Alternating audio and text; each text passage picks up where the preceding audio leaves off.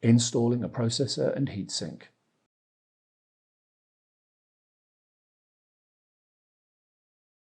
Hold the blue latch and slide the processor carrier into the rail frame.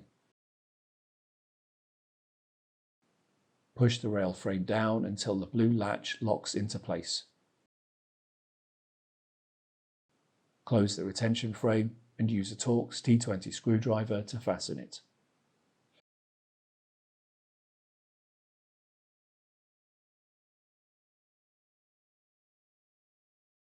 Align the triangular mark on the heatsink with the triangular mark and threaded posts on the processor socket, and then install the heatsink on the processor socket.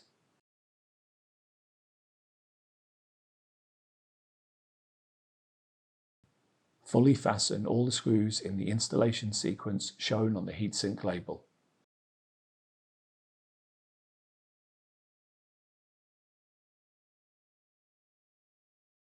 Install the air baffle.